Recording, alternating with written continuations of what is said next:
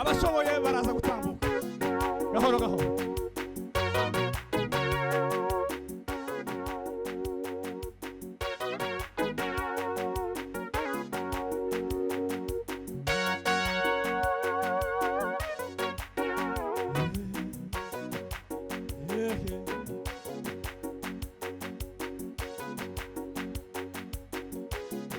Wabukererewe, wabukererewe, wabukererewe bagakinga, wabukererewe, wabukererewe, wabukererewe bagakinga, wabukererewe, wabukererewe, wabukererewe bagakinga, wabukererewe. Wabukererewe, wabukererewe banguka witinda, banguka witinda we, banguka witinda bigikunze, banguka witinda, banguka witinda, mana we, banguka witinda, tegeri mana, banguka witinda, banguka witinda we. Banguka witinda bigikuze, banguka witinda, witinda shuti we, witinda bigikuze, witonde gusa, again. Banguka witinda, banguka witinda, banguka witinda bigikuze, banguka witinda, banguka witinda.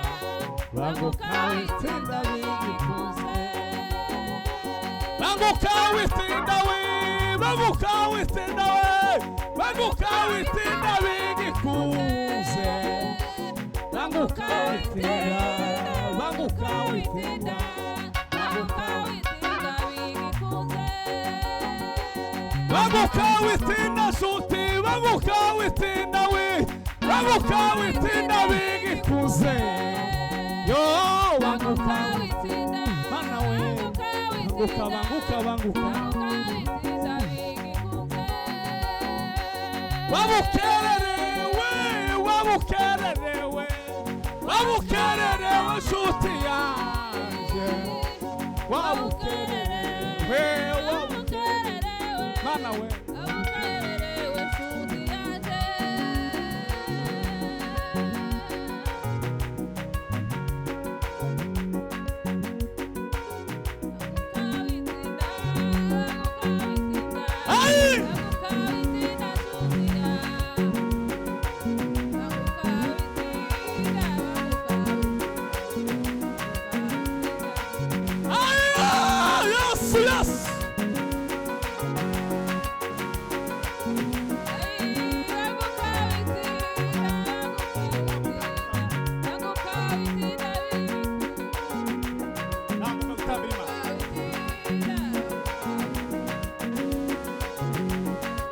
Zero.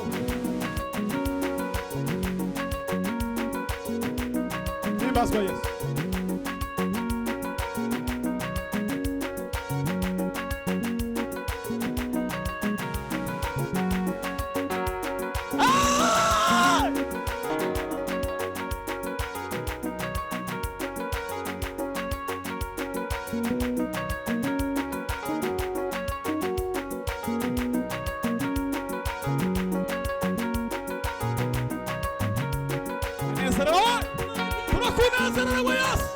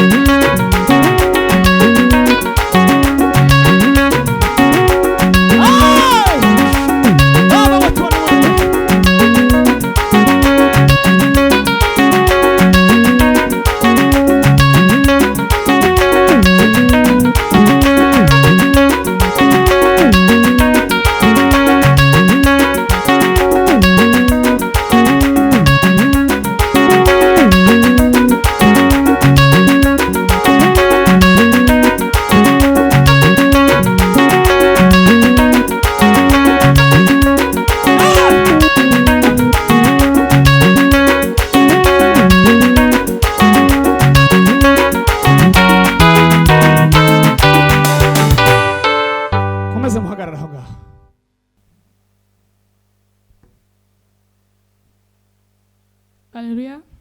Amen. Ik wil eerst iedereen bedanken vandaag. Bena ndashaka gushima Imana Dat ik de mogelijkheid heb gekregen om hier te staan. ko yahawe umwanya kugira ngo hagarare hano imbere yanyu. Ik dank God voor iedereen. Shimira Imana ku bantu bose bari hano. Dat iedereen vandaag hier gezond is gekomen en iemand die ziek is, Vader. Nta muntu urwaye muri twega hagati yacu n'abarwayi ariko Imana izabakiza. Ik bedank pastor. Arashimira pasiteri Voor de tijd die hij mij heeft gegeven om hier kubwo yamuhaye igihe kugira ngo hagarare hano hantu. Vandaag, mijn woord gaat over keer terug naar eerste liefde. Keer terug naar eerste liefde. Ijambo ry'uyu munsi ari buduha aratubwira ngo tugaruke ku rukundo rwacu rwa mbere. Veel gaan zich vragen, wie is mijn eerste liefde? Wowe uribaza se urukundo rwa mbere ninde? Jouw eerste liefde is diegene die jou heeft nooit verlaten. Urukundo rwa mbere ni wandi utaragutaye. Hij was met jou in alle moeilijke tijden. Wandi wabanye na mu bihe byawe byose bigoye. In Openbaring 2:4, we gaan lezen in Openbaring 2. Ibyahishuwe 2 kabiri vers 4. ku murongo wa 4. Ibyahishuwe Openbaring 2 vers 4. Ibyahishuwe kabiri ku murongo wa 4. Het zegt maar, er is ook iets aan jullie wat ik niet goed vind. Jullie houden niet meer zoveel van mij als eerst. Ariko rero mfite icyo nkugaya niko weretse urukundo rwawe rwa mbere. Veel mensen, God was met ons altijd. Imana yabanye natwe mu bihe byose. Maar toch verlaten we hem. Ariko twege tukayisiga. Wie ben jij om God te verlaten? Ese uri kugira ngo urike Imana yawe. Hij was met jou alle dagen van je leven. Imana ibana nawe iminsi yose. Sinds zijn geboorte was hij met jou. Kuva wavuka Imana iri kumwe nawe. Ariko wowe ukareka Imana uko uyiboneye kose. Je gaat zich vragen zo van, waarom? Ese uribaza kubera iki? Openbaring 16:15. Tujye ku Byahishuwe igice cya 16 vers 15. Ibyahishuwe 15. Openbaring 16. Ibyahishuwe 16 vers 15 zegt. Ku murongo wa 15 baravuga ngo zegt zo van. Ibyahishuwe wa 16 murongo wa 15. De handelaren die deze dagen kochten en verkochten, die rijk waren geworden door de Babylon te verkopen, zullen uit de verte toekijken. Ze zullen geschokt zijn over de pijn die ze hebben. Ibyahishuwe igice cya 16 ku murongo wa 15 haravuga ngo dore nzaza nk'umujura, hahirwa uba maso akarinda imyenda ye kugira ngo atagenda yambaye ubusa, bakareba isoni z'ubwambure bwe. Amen. Hij zal als een dief in de nacht komen. Azaza nk'umujura nijoro. Veel van ons zullen hem niet zien. Abenshi ntago bazamubona. Omdat ze verblind zijn. Kubera ko turi impumyi. Laten we onze ogen openen en kijken. Mureke dufungure amaso yacu ko Yesu Kristo agiye kuza. Yesu agiye kuza. Als hij komt, zal je meteen meegaan? Igihe azaza azajyane nawe. Zal je meteen meegaan? Ese uzajyana n'Imana. Want als hij komt op een onverwachte dag. Imana izaza mu gihe tutiteguye. Hij komt. Bekeer je alsjeblieft. Imana igiye kugaruka ihane. Bekeer je. Ihane. Wat heeft hij gedaan om dit allemaal te verdienen? Ese niki wowe ukoze kugira ngo uhabwe amahirwe yose? Wat heeft hij gedaan om dit te verdienen? Ese Yesu niki yakoze kugira ngo de wereld haten al deze isi yaramwanze kuva twatangira. Mensen willen niet tot hem bekeren. Abantu ntago bashaka kwihana. Wat heeft hij gedaan? Ese niki Imana yakoze kugira ngo abantu bayange gutya? Draag je kruis, volg hem. Ikore umusaraba wawe umukurikire. Hij komt eraan. Imana igiye kugaruka. Hij komt eraan. Yesu agiye kugaruka. Wij zullen helemaal allemaal naar boven kijken. Twese tuzareba hejuru tumubone kuko yaje. We zullen hem zien. Twese tuzamubona.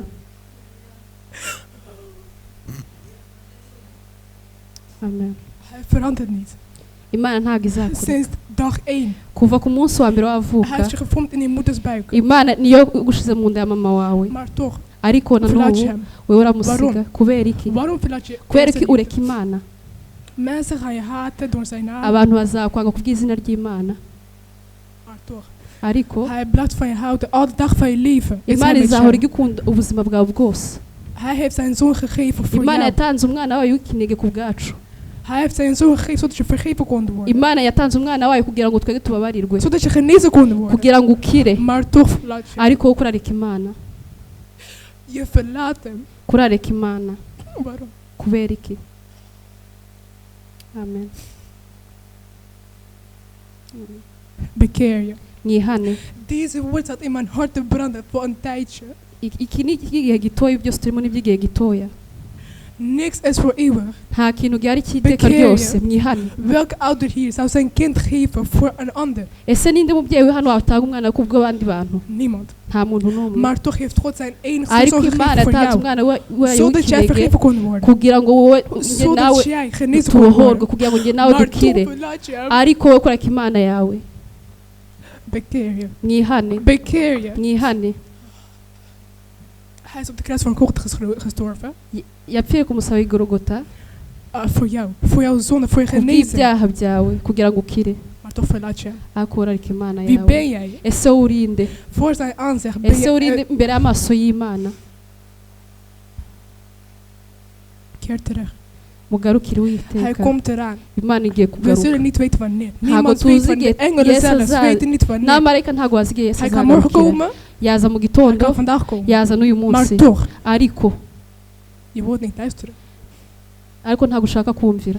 Hoeveel keer moeten ze herhalen? Ese ni kangahe abantu bazavuga ngo mwihane mwihane. Maar toch bekeer je. Ariko ntabwo De mwihana. dagen, ze komen eraan. Iminsi kiraza, iyo minsi yageze. Hij komt eraan. Imana igiye kugaruka. Er is een liedje die zegt. Hari indirimbo ivuga ngo Hoe ik toen was, is nog steeds hoe ik ben nu. uko nari ndi niko nkiri. Je had me waar we elkaar hebben ontmoet de eerste keer. Aho twahuriye bwa mbere. Daar ben ik nog steeds. Hariya nanho nkiri. Achter gesloten deuren. Handi nari mfungiye inyuma y'umuryango. Daar ben ik nog steeds. Mavi steeds. yanjye niho nkiri. Maar toch mij verlaten. Ariko urandeka. Hij wacht op jou. Imana iragutegereje. Bedenk je heel snel, de tijd komt eraan. Tekereza neza umenye ko igihe kigiye kugera. De dagen komen eraan. Umunsi wageze. Bekeer je alsjeblieft. Mwihane ndabasabye. Hij zei, mensen zullen je haten. Yavuze ngo abantu bazakwanga kubw'izina ryanjye. Bekeer je broeders en zusters. Mwihane bakundwa, mwihane bakundwa. Zoveel van gehouden, terwijl je niet verdient. Yaradukunze nubwo tutari tubikwiriye. Maar toch. Ariko zijn liefde is voor eeuwen. Urukundo rwe ruhoraho. Urukundo rw'Imana ruhoraho. Bekeer je. Mwihane. Bekeer je. Mwihane. Hij zei wie gedoopt zou worden. Yavuze uzabatizwa. En mij gaat accepteren. Akanyakira nk'umwami n'umukiza.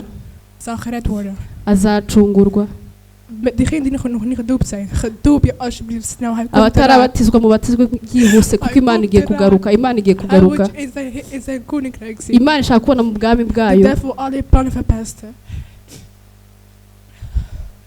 Op de dag dat je gaat denken aanwezig van God zou vinden. Igihe uzagera mu maso y'Imana. Als je jezelf vindt uit de aanwezigheid van God. Igihe uzisanga mu bwiza bw'Imana. Denk eraan, God heeft geen stap gezet. Jij bent geen. Wowe ugomba gutera urutambwe kugira ngo ugere muri ubwo bwiza bw'Imana. Jij bent weggegaan, hij niet. Rero kugira ngo uve muri ubwo bwiza bw'Imana niwe wasubiye inyuma, ariko Imana ntabwo yigeze isubira inyuma. Hij is nog steeds op dezelfde plaats. Imana iracyadutegereje handi kuri wa mwanya twamusize. Imana ntabwo yigeze igenda. Imana ntabwo yigeze gusiga. Amen. Amen. Hij is er nog steeds. Imana yacyari handi wayisize. Bekeer je broeders. Mwihane bakundwa. Hij wacht op je. Imana iragutegereje. Zij liet het nooit kwaad. Urukundo rwe ntabwo rujye tubabaza. Hij wacht op jou. Imana iragutegereje handi wayisize. Handi wayisize Imana iragutegereje. Mwihane mujye ku mavi. Achter de gesloten deur. Mujye handi kuri rwa rugi mwifungiranye. Achter de gesloten deur waar je waren. Hij is er nog steeds. Imana yacyandi handi wayifungiranye. Op die wateren. Handi kuri y'amazi wayisize. Hij is er nog steeds. Handi Imana yacyagutegereje. Kuko nahoze nubu nikundi isezerano ryanjye ntirihinduka gwino yahugomba nubu nihundi. Hij is er nog steeds. Imana iracyari hariya. Hij is er nog steeds. Iracyari hariya. Bekeer je, hij wacht op jou. Mwihane Imana iragutegereje. Bekeer je. Ihane. Bekeer je. Ihane. Ik roep zus Irene naar voren. Arahamagara Irene. Om voor ons te bidden. Kugira ngo adusengere twese. Dat onze geloof blijft vast. Kugira ngo kwizera kwacu tugukomeze. Dat we nog steeds Dat als God komt, kugira ngo Imana niza dat we allemaal met hem mee kugira ngo mogen twese gaan. tuzajyane Dat hij nayo ons niet achterlaat. kugira Imana ntikadusiga aho turi.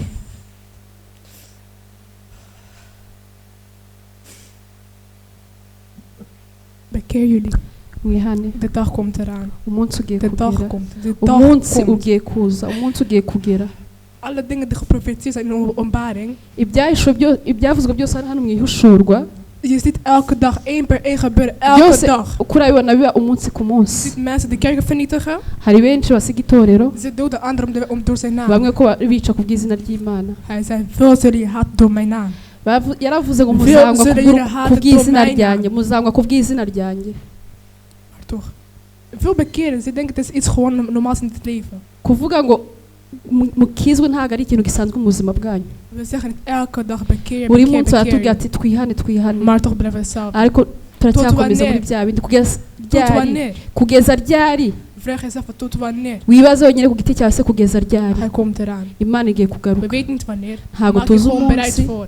ntago tuzi Maak je bereid, maak je klaar voor. twitegure, Dat als hij itegure. komt, dat hij mee mag. Igihe uzaba witeguye, huis. igihe azagaruka kugira ngo azagaruke ajyane nawe, Dat hij je naar huis mag meenemen. kugira ngo azakujyane mu rugo.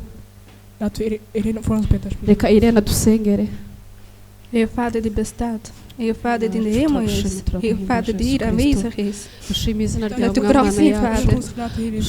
Dat iedereen bekeren zoals uw naam. Turagushimira ku bw'izina ryawe Mwana yacu. Turaguhamagaje Yesu Kristo. Turaguhamagaje muri aka kanya Mwana yacu. Uze ngo azatwa ku bw'izina ryawe. Geef kracht. Geef Duhe moed. imbaraga muri byose Mwana yacu. Ibyo dukora byose Mwana yacu bikorana nawe. Uduhe imbaraga Mwana yacu dushoboza izina Geef ryawe. wijsheid, Heer Mu Vader. izina rya Yesu Kristo Mwana yacu. Buri muntu wese uri hano Yesu Kristo, yereke Yesu Kristo.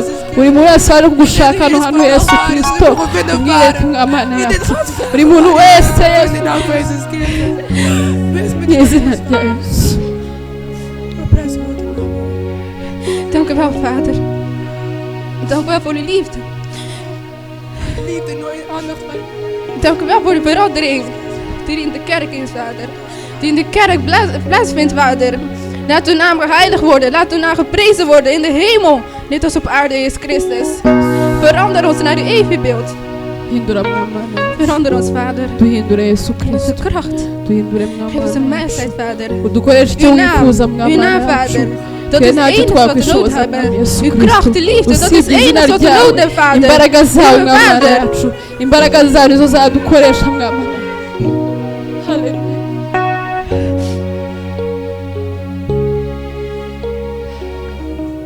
Vader. Kijk naar promise, Vader. Geef haar kracht die ze nodig heeft, Vader.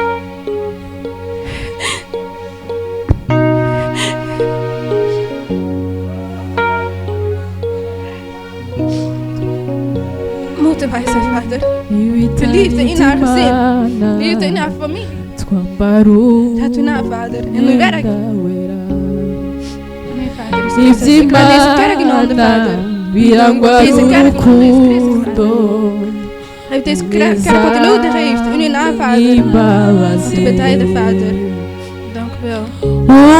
Umvicho gusaba Umuka ubwenge Noguhishurirwa Dusheho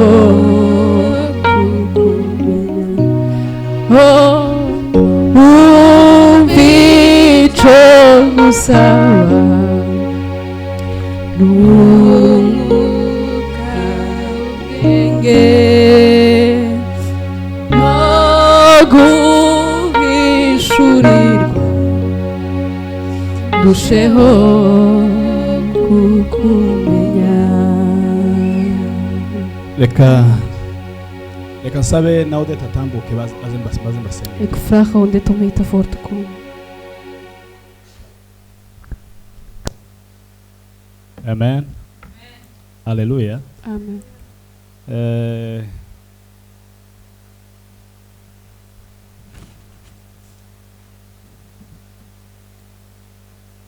Imana ntimeze nk'abantu. God is niet zelf als mensen. Imana itandukanye natwe abantu. Er is een verschil tussen God en mensen. Izi ibyo yibwira kutugirira. God weet wat we doen voor ons. Erega ibyo yibwira kutubwira ngo ni byiza si Wat God bibi. wil doen voor ons is goed, geen Ni slecht. byiza si bibi. Alleen maar goede dingen. Mureke mbabwire mwabana mwe. Laat me jullie één ding zeggen, meisjes. Nimunyemerera Als jullie willen, mukumva amagambo zambabwira wat ik jullie vertellen. mukayubahiriza. En dat respecteren jullie ook. Mukayubahiriza. Dat respecteren jullie ook. Inama nzambagira. De woorden dat ik geef aan jullie. Ijambo ry'Imana nzambabwiriza. De woord van God dat ik jullie geef. Ntabwo nzambashuka. Het is niet voor niks. Mu myaka yanyu ya za 80 En jullie al jaar in 80. azabagirira umumaro. Dat zou goed zijn voor jullie. Mu ngo zanyu muzubaka In jullie gezinnen. zizanyeganyega. Jullie gezin gaan niet vervallen. Mu buzima bwanyu bwa minsi yose yo In kuba jullie leven, je hele leven. muzaba agaciro. Jullie zullen grote mensen worden.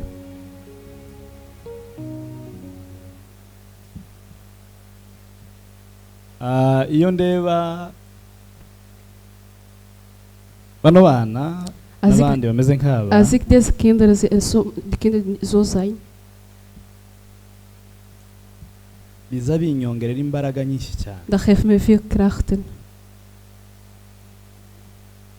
Nubwo hari ibigoye byinshi Ook zijn moeilijkheden hier. ariko mbona itorero rya Kristo Maar nkareba ik zie de kerk van God. Hari ijambo nababwiye tugitangira guterana hano. Er is een woord toen we begonnen waren. Imana ntizireba ntizihamagara abakomeye.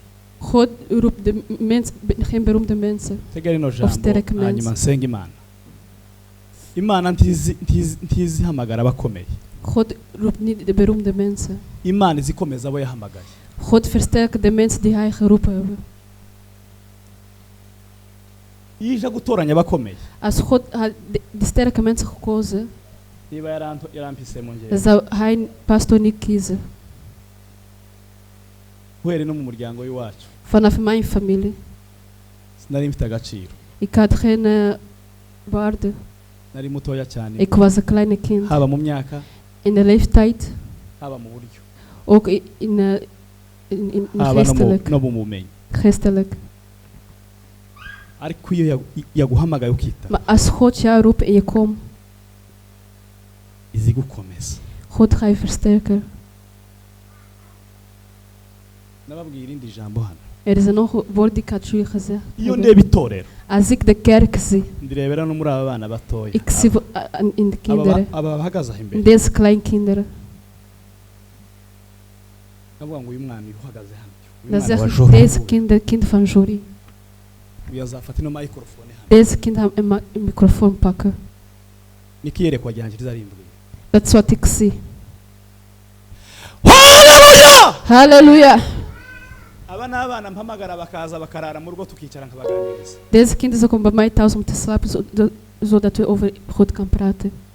Mfukame basengere. Ga jullie op jullie knie. Mfukame. Ga op je knie.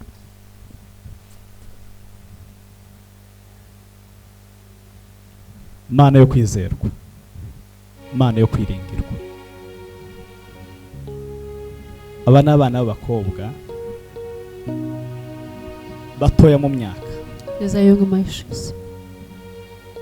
Bafite imyaka itari myinshi. Ze zijn in grote leeftijd. Ndabasabira Ik vraag k'umugaragu wawe als een pastoor, als je dienaar, imbaraga de kracht ziva kuri wowe vanaf u zikomeze zibane nabo. dat met hen kan blijven. Ubaje imbere nk'Imana, Ga voor hen als God. ubarinde nk'Imana, Blijf hen als God. uzobakoresha ubutwari nk'Imana. Gebruik ze als God. Ndabasabira Ik vraag intwaro z'ijuru Kracht van de hemel. bazambare kumwambara Omdat ze gaan dragen als kleren. kugira ngo babashe gunesha uburiganya bw'isi. Komeza ubagirire neza, Blijf met hen. komeza ubagure mu mpano zabo, komeza ubaha ubumenyi, komeza ubaha ubwenge, komeza ubaha imbaraga, komeza ubahe gushishoza, komeza ubahe iyerekwa, komeza ubahe amaso abasha kubona hirya yaha tubona. Trai la vai de la pai mes omega azimangia sokile drome la fare de la pai medo bisangia so beza la vazi la vai de la kaya adi mwandi la pari medai venga yangoya sangia.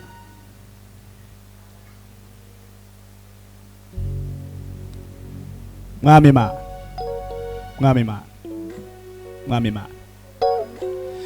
alive dilanga ya somela avisai de la sangaya adrai la pai medo brile var de la sankile